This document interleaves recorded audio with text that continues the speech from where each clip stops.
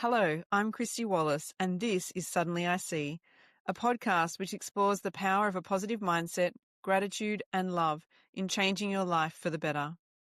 Join me as I share the mind hacks, rituals, and choices that have helped me survive and thrive in the face of adversity to arrive at a point where suddenly I see what truly matters in this life. Let's get started.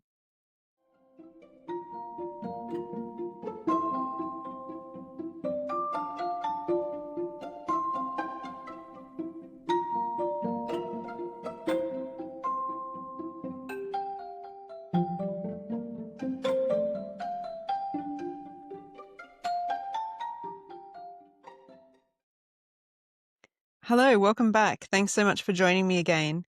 Today, I want to talk about our time in Sydney.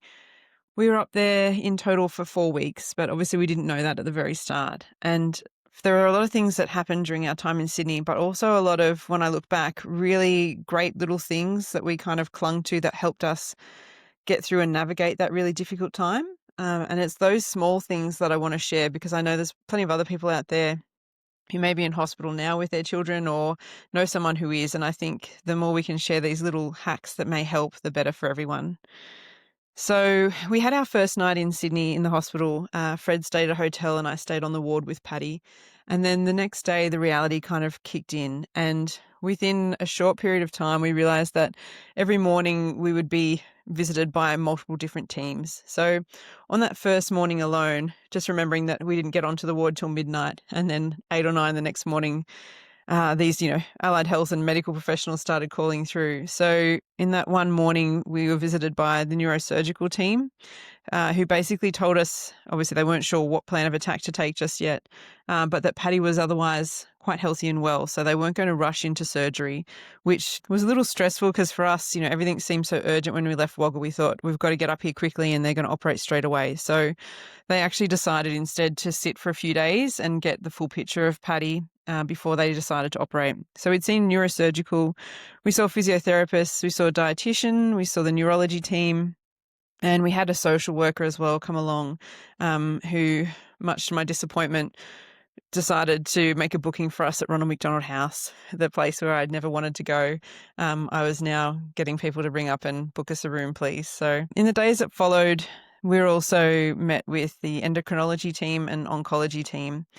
And the thing that really got me through the overwhelm of so many ologies and doctors and professionals visiting us, and also the language around, what they were conveying, which was, it's a whole other language, medical language, which I'd not been really exposed to. But I decided in order to get through that I needed to basically be a caseworker for my son. So in my past, I worked as a refugee settlement caseworker, and it was a really fulfilling job, but also very challenging, where people brought with them obviously a lot of trauma from their past.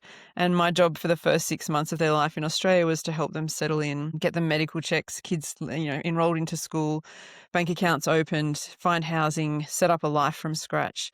And the thing that got me through that process, when you were dealing with sometimes quite sensitive and quite traumatic information, was to know that I was the only person that could actually help them at this point in time. I was their lifeline. And so I couldn't get upset and cry about everything that was happening. I needed to just be the person that actually took action in that scenario. And I decided to apply the same approach to Patty. So I was gifted this beautiful leather-bound notebook from a prac teacher that I'd supervised just not long before Patty was born. And so I'd taken that with me to take notes. And Fred and I would sit every morning, notepad and pen ready, to casework our son. And every doctor that came through, we'd just take dot point notes of what they told us. And then we'd kind of have a debrief session after, where we'd sit and go, okay, this is what I've taken from that chat. Is that what you understood? Yes, no. And then from there, we could also come up with what questions we had ready for them the next day when they'd come around on rounds. And it seems like a kind of sterile approach, but it genuinely helped us to survive and get the information we did so that we could make the best decisions for Patty.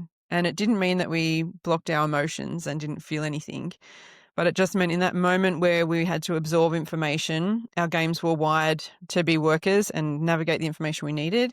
And then we would, through the processing of that later in our own time, kind of let the emotions come out that needed to come with the information we'd been given. And I just think that's such a valuable tool, because the information you receive is so overwhelming when you have a sick child or you're unwell yourself. And so having that strategy of just taking notes, just worrying about taking good notes and then processing the information later really helped us get through. The other thing that made a huge difference for us, we were admitted to Randwick Children's Hospital, which I only have incredibly positive things to say about. And we're on C2 Southwest, which is the neurology ward. And the nurses there just brought the most beautiful and positive energy that I still have not seen matched in any other kind of hospital or ward that we've experienced. They were a younger team, but they were so professional, so experienced, and so focused actually on our well-being as a whole. And I remember this first morning as well, after just being bombarded with, different medical practitioners, the nurse coming in and saying, "Rightio, guys, you need to go and have a coffee. You're going to need recommendations. 21 grams is the place to go. Best coffee in Randwick. Paddy's fine. He's going to have a nap. We'll take care of him. But you guys go, walk outside, get a coffee." And at the time we were a bit like, "Oh, don't shove us out the door." And, slightly hesitant at leaving Paddy.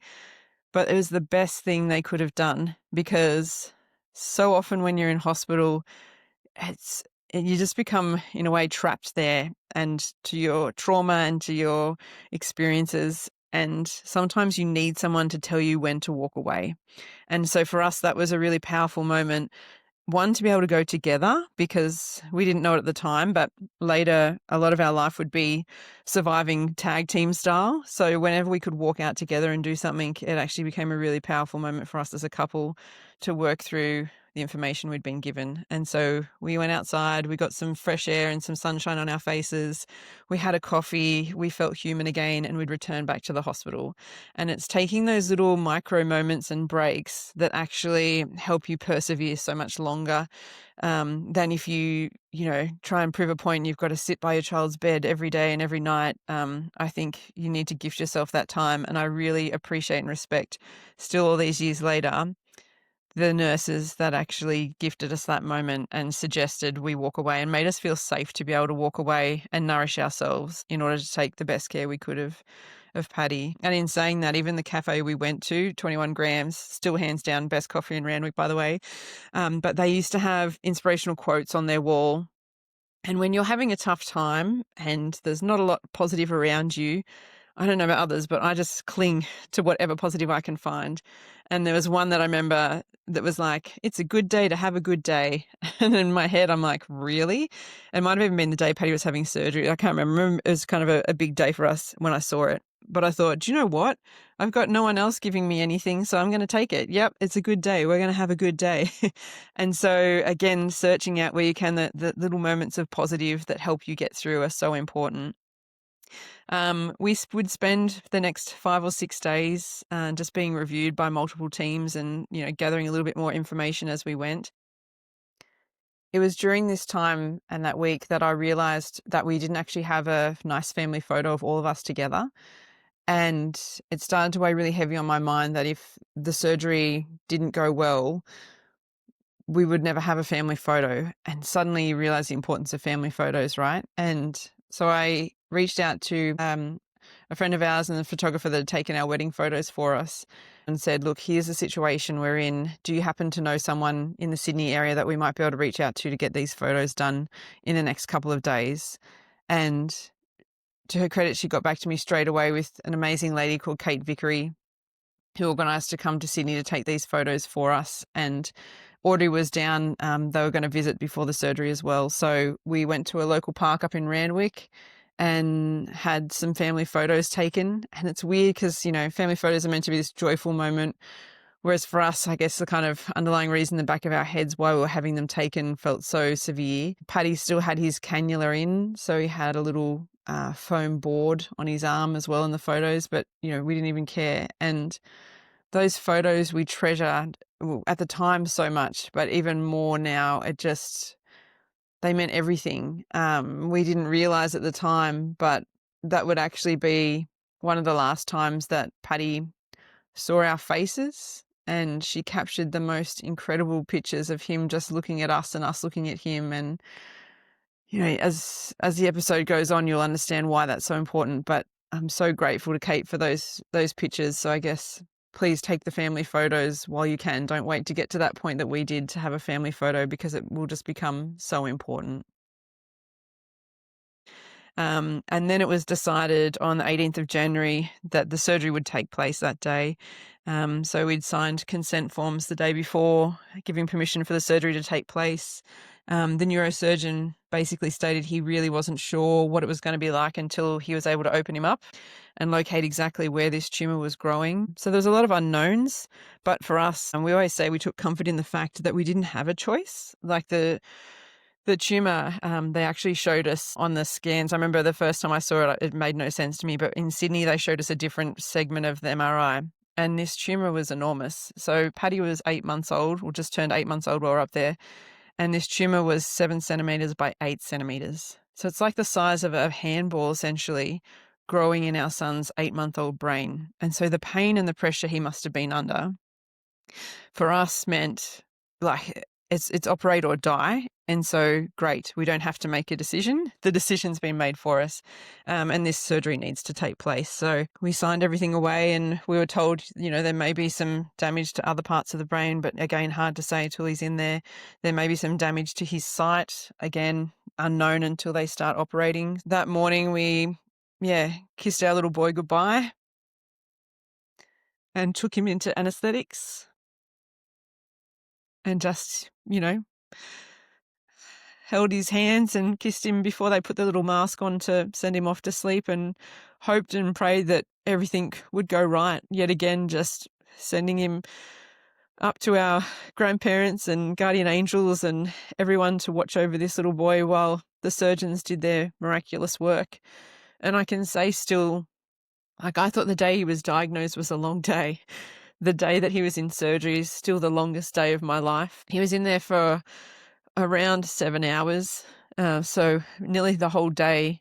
We went and we had breakfast, and it felt weird to be having breakfast while your son's having brain surgery. Like, what do you do during those hours that justifies, time well spent while your son's actually being operated on in such a significant, serious way? So when we got closer to thinking, well, it must be nearly done, I think that was around the 5 or 6 hour mark. And so we went back and sat in the hospital in the waiting room. And I've never felt fear and anxiety like I did that day, because it was the worst. And then I remember them eventually saying, all right, you're good to go. And we went up to ICU and met with the neurosurgeon, who had great news and said that he was able to actually successfully remove 90% of Paddy's tumor. And we were just wow at that, because actually prior to, they'd suggested he may need a couple of surgeries to remove enough of the tumor. So the fact that he could get 90% in one operation was really quite miraculous and outstanding. And he'd said that the tumor was actually growing within his optic nerve. So it was contained within the nerves, which means great for ease of trying to debulk a tumor, but also potentially not great for Paddy's vision down the track. And so he was more concerned that one side of his vision would be severely damaged, but there was still a chance we may have vision in the other eye. So, I think my husband made a joke about being a pirate, and I thought that was really bad taste at the time, but he's just trying to make light of it.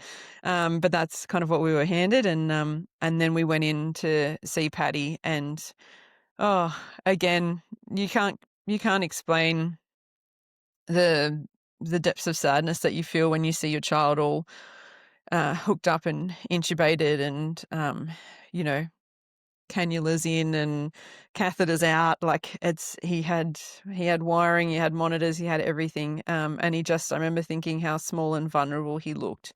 And to have been through the surgery he'd been through at such a young age, it was just overwhelming for us. But the actual worst moment was when they tell you that you can't actually stay with your child in the ICU overnight. So everyone has to leave overnight. And I don't know if I knew that before, but I remember just feeling like that wasn't right. And so it's nearly like my body went into freeze and I just couldn't leave. And I remember my husband getting me to outside the ICU doors, and that took a little while. And then I just stood outside the doors and couldn't leave. Like, I couldn't walk out and leave Paddy in there, because I thought, what if he dies overnight? and we're not there with him? What if we're not there? And what if he notices we're not there? I don't even know how long it felt like it was a good half hour or more where I just stood frozen outside the ICU doors, refusing to leave because I just didn't want to go away from my son.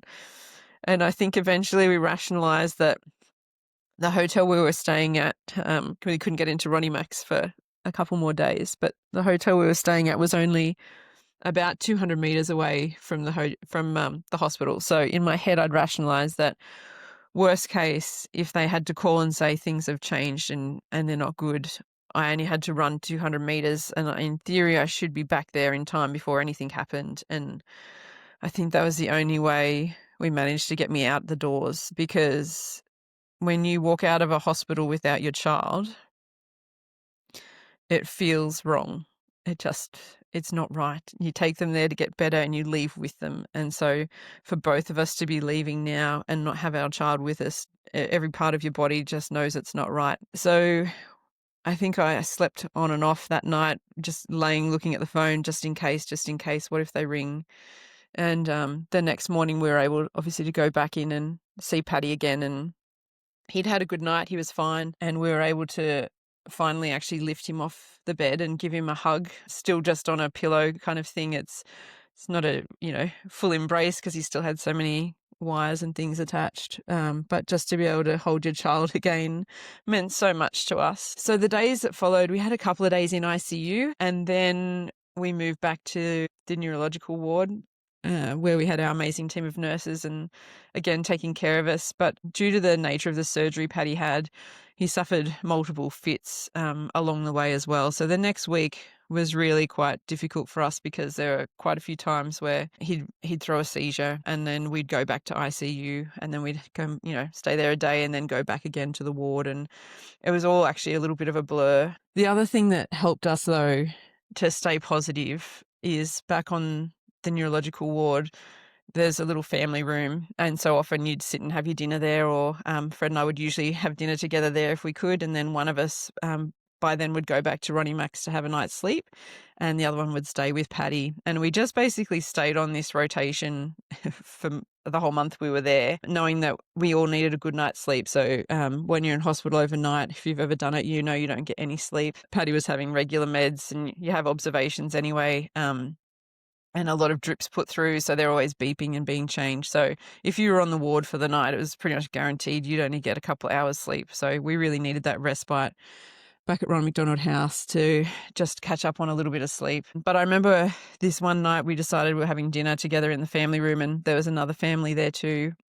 And so it's easy to get talking to people. And this dad was telling us, that his child, he was there because his 6-year-old son had terminal brain cancer, and things weren't looking great at that point in time.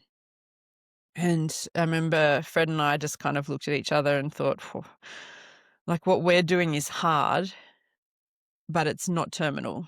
So we still have hope here. Like, our child should, get better, and we will actually be okay. But when you meet other families like that, it really helps to level you and give you that perspective. It's the worst of the worst places to hang out is a kids' hospital. I remember having that analogy in my head that when you walk through the doors, it's like being dealt a hand of cards, and no one knows what they've got, and you don't know how it's going to play out. And some people get cards that tell them their children aren't going to leave that hospital. And we just always clung to the fact that, well, we'd been dealt a dodgy hand. We ultimately should be leaving with our child. And that just gave us so much power and so much positivity and strength to get through each day while we were there, because we were going to beat this, and Paddy was going to be okay, and we were, going to have quality of life with Paddy. So keep showing up, keep doing what you can do. I think the other thing that really helped us during this time was some advice that I was given from a friend, and one of the wisest women I know, and still to this day, it's the best advice I received, in life in general. And I remember telling her, she'd called to see what was going on, and I'd told her all the chaos around us, this has happened, that's happened. Anyway, she just cut through like a knife and it was brilliant. And she just said, just love him. That's all you can do, Kristy. Just love him. And I remember thinking how powerful that was, because at the time it felt a lot like so much was out of our control when we were at the hospital. We couldn't cure Paddy. We couldn't fix him. We couldn't operate. We didn't have the knowledge. We didn't have the power.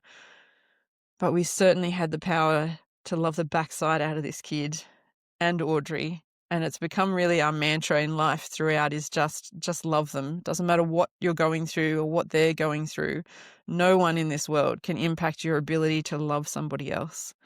And that's the ultimate power. And actually, I think has the biggest impact on life in general and society as well. So I'm forever grateful to Janet for sharing that little pearl of wisdom and just silencing all the noise around me with that wisdom instead. For us, another challenging day was to come. We call it Black Friday. It was the 27th of January, so nearly 10 days after Paddy had his surgery.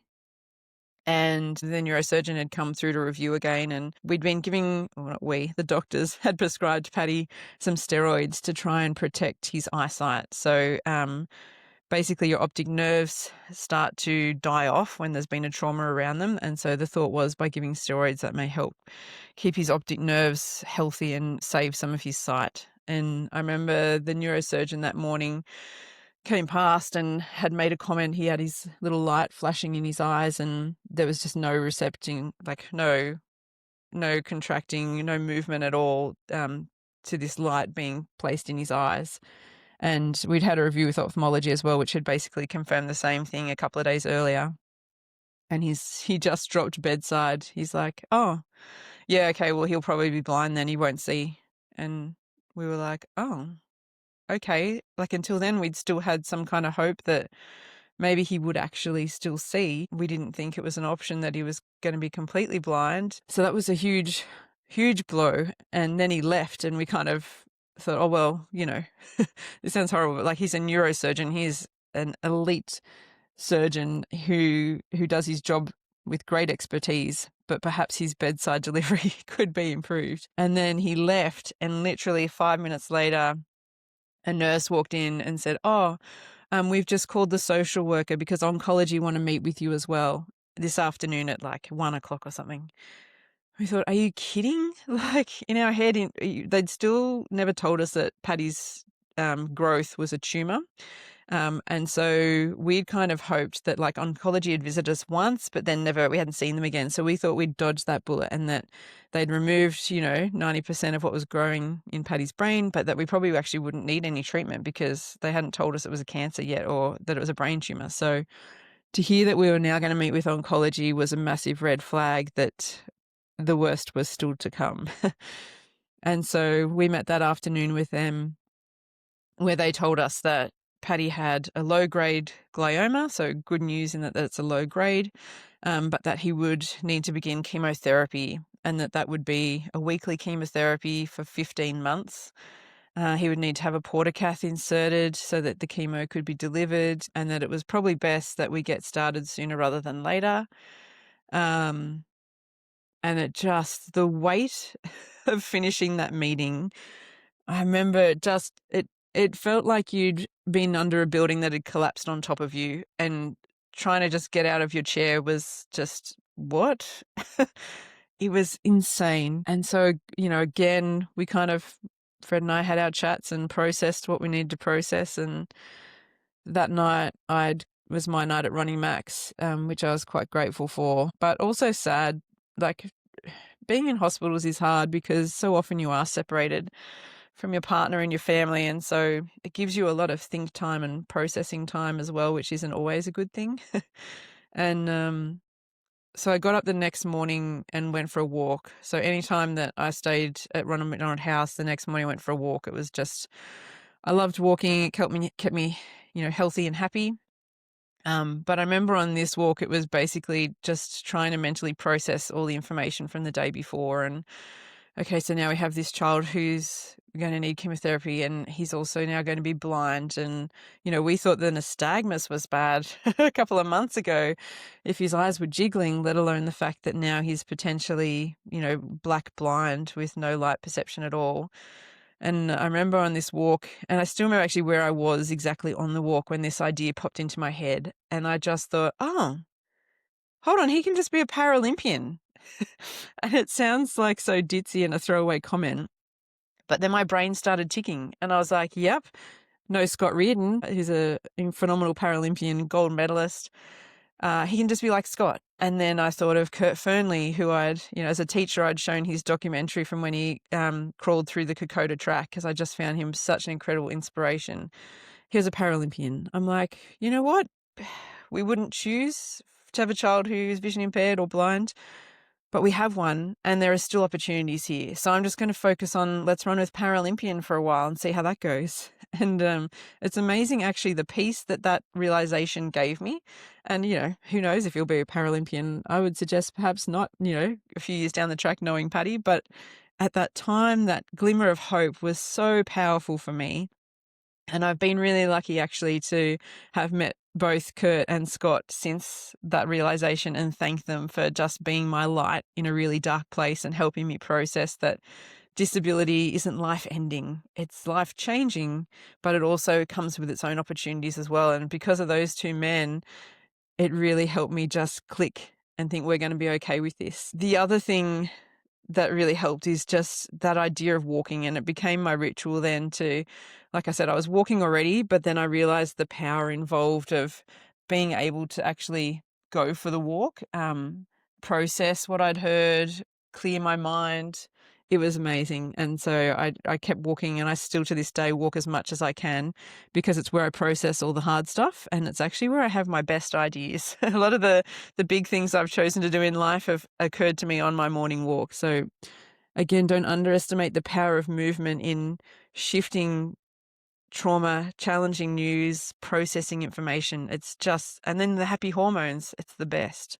So I highly recommend that if you can get the chance to move your body in some way to do it. The other thing still hanging over my head though about Paddy now being blind as well was, are we going to have to separate our family and move to Sydney? Because we're a farming family. My husband's, fourth or fifth generation farm.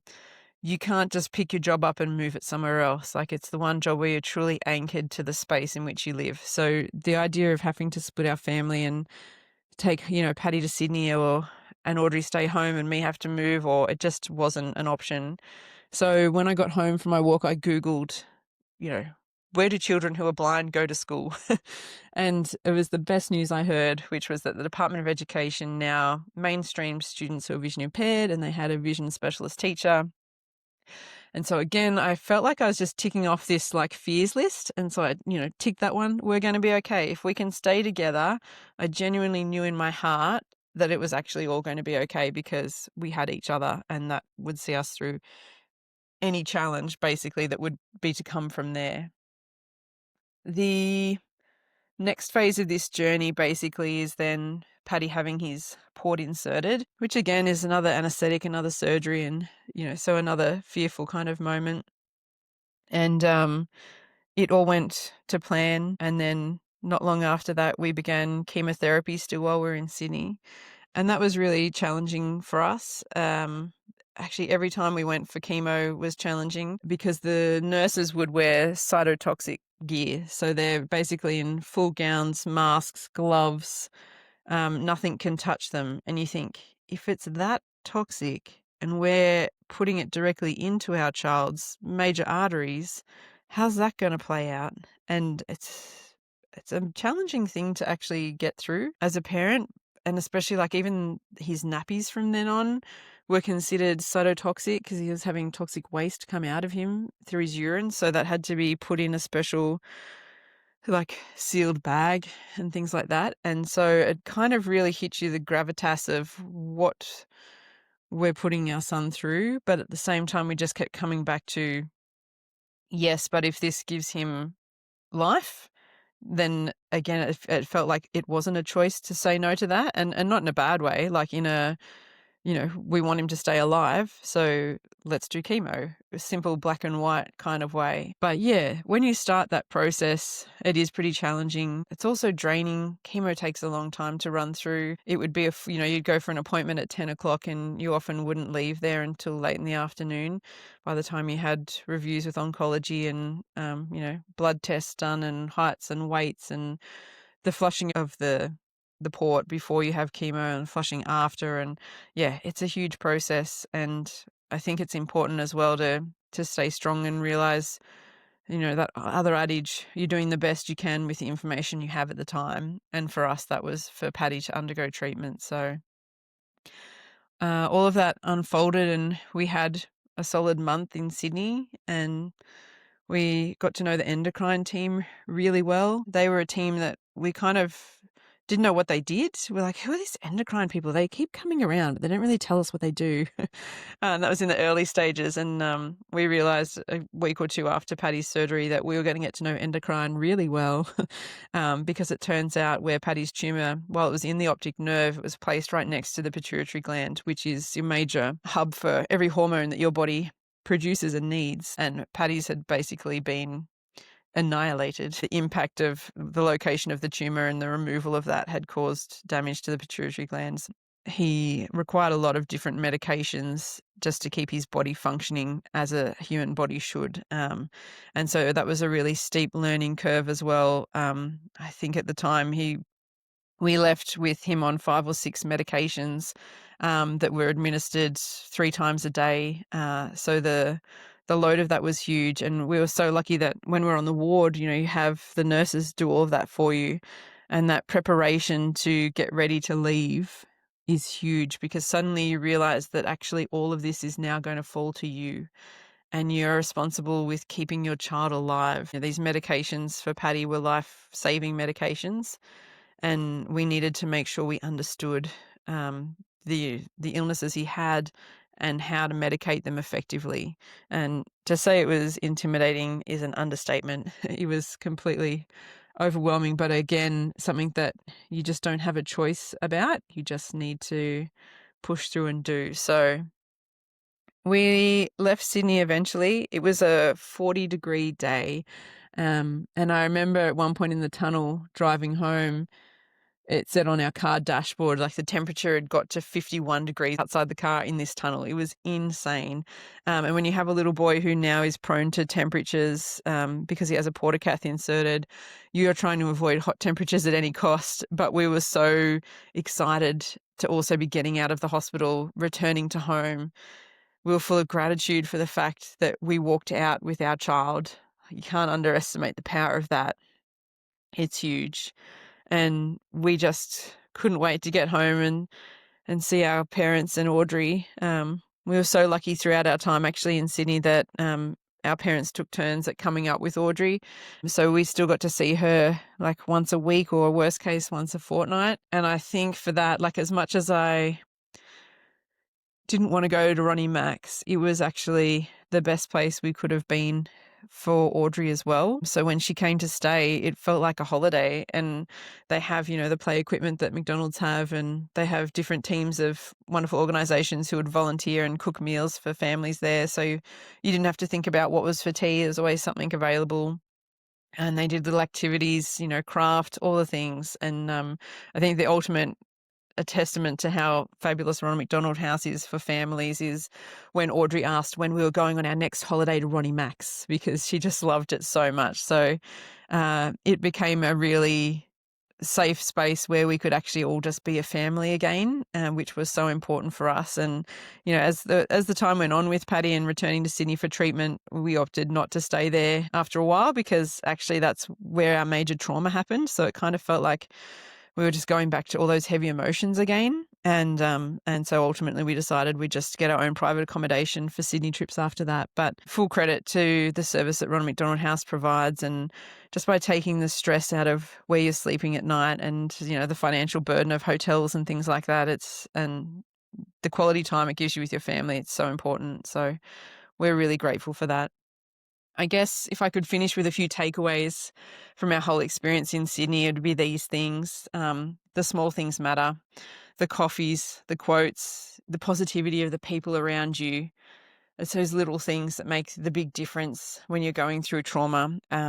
So try and find those. And if you've got friends who are struggling, be that person for them. Bring them the coffee. Give them the grace to step away for a minute or two, chuck them a positive quote every now and again. Another takeaway is it's really important to make peace with where you're at.